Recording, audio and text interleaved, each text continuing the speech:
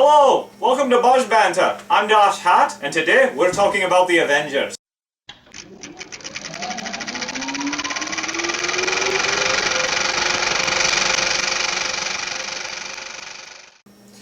So, we all pretty much saw this. You saw it, I saw it.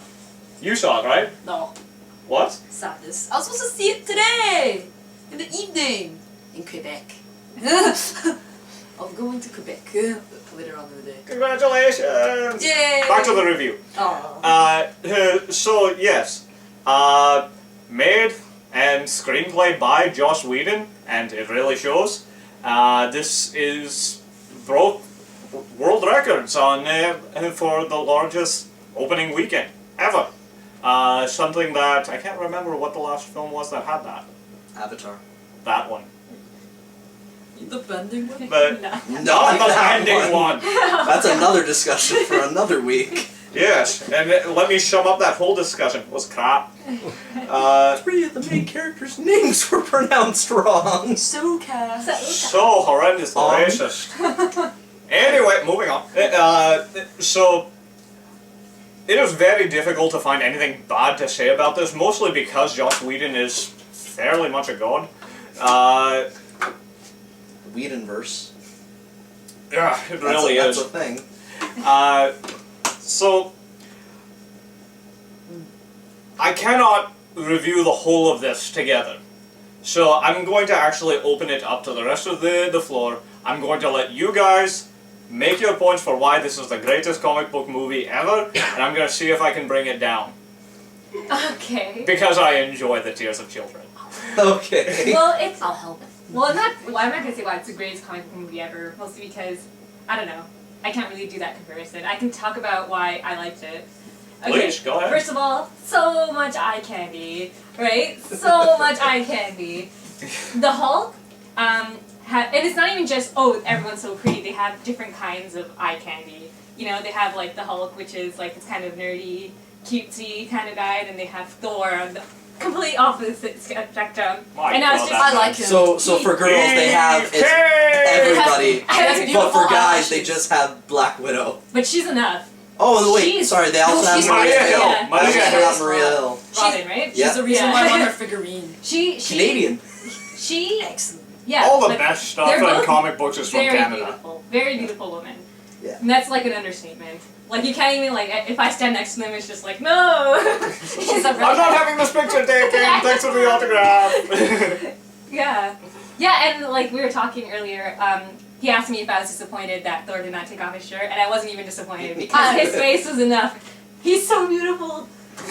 His eyelashes. I haven't even seen the movie, but the trailers, I'm like, They just go Oh. for miles. so beautiful. He's got this dreaming sort of, I'm the tortured god but still awesome look to him. It's wonderful. Yeah, I definitely and the action sequences were well done too. And this is something that Joss Whedon is so good at. And this is coming from a person who usually I have a hard time enjoying some action sequences because I feel like they can be overdone and Fair enough. not interesting. But I do if it's done well. Yes. I love it. And in the Avengers, I love watching the fighting and whatnot. I was really into it. It does say a lot about a movie if it can actually work any sort of character development or character definitions just into an action sequence. Star Wars was infamous for this in the original 3, and you get that with this. There's quite a bit of character relationships and building that goes on over the course of this apocalyptic battle in New York and even before that on the helicarrier. It's very well put together. Especially when it could have been the biggest mess in the world. Yeah. Because usually anything with, So many actors. I don't know, there's 4 I'm looking at right now, Yeah. plus Fury. There's at least 8 characters, all with equal amounts of parts in this movie. Mhm. Yes. And this could have just been the biggest train wreck of all time. And it speaks well to Joss Whedon, and you've seen this happen with him before, where he's able to work with an ensemble cast very effectively, but that actually worked to the detriment a little bit in this film. Let me explain that. Okay. Please do. Joss has always had, well, I shouldn't call him Joss, Mr. Wheaton, has always had an incredible flair for and incredibly well done balancing between his ensemble cast and the story, because you need to have both work together to make something incredibly successful. Firefly.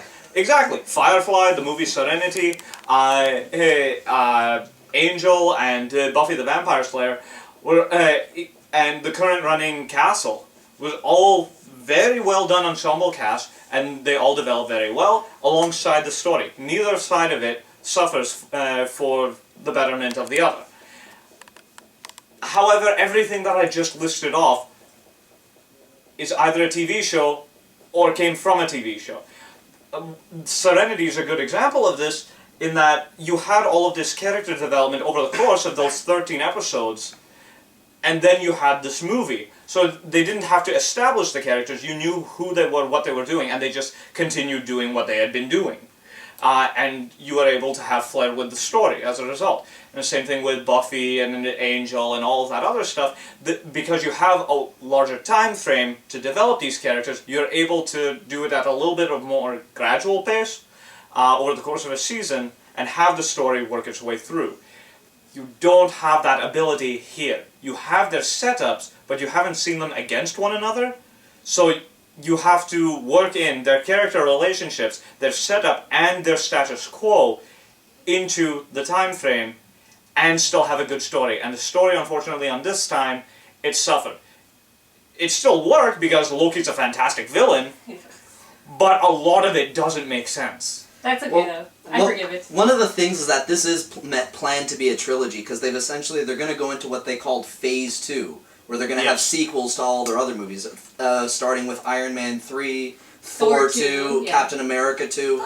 Chris Evans signed up for 6 movies, 3 Avengers, 3 Captain Americas. Yes. So, you remember how you were saying, like, how this is kind of the setup? This is kind of the setup to their ending. Yes. Because remember, they're doing what DC did with their TV series.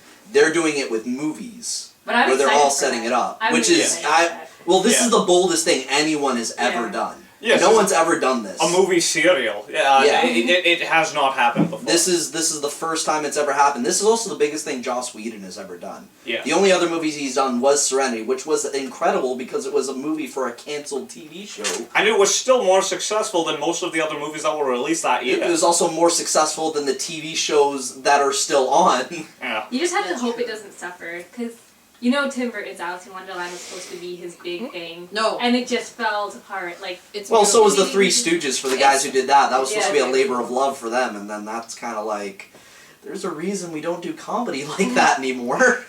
True. We had that discussion. We did. And you can see it on the other episodes that we've done.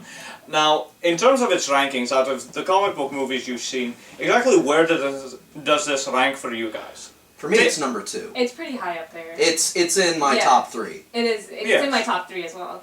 All right. So give me your list. No, I don't Top want to three. say it. Oh, I'm come on. embarrassed to. I can't. No, come on. I can't. I feel like I'll be judged. You're the only one wearing a comic book T-shirt right now. You Yeah. have to say. No, it is Water in the DC. wash. I know, it's like, oh no, it's war. Oh no!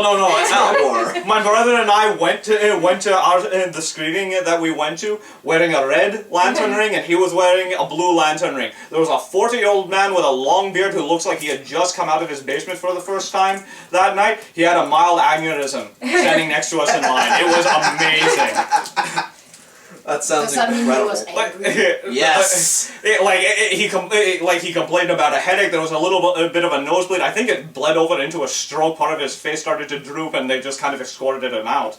But I think there were kind of other bad for reasons, him. but I think okay. for like superhero, like I am a huge Batman fan, and Yes. that's why Batman will always come first for me. fair enough. As a kid, like I didn't really read the comics, but I watched so much of the TV shows. I watched like the spin-offs, Batman Beyond and all that stuff. Yeah, Batman Beyond was a fantastic series. So that's why Batman, Batman yeah. will always come first for me. And then it comes the Avengers, and then I enjoyed like X-Men and Thor and all those things. They all kind of equally fall after that. Fair enough. Yeah. I like Thor because of Norse mythology. Thor is so good because I like how they incorporate it. It's so light humored. He's a, Yeah. he's a nice guy. And that's why it's amazing. Like that's why that movie like captured They kind of me. had to, because Norse mythology in general, even without being a comic book, is inherently silly.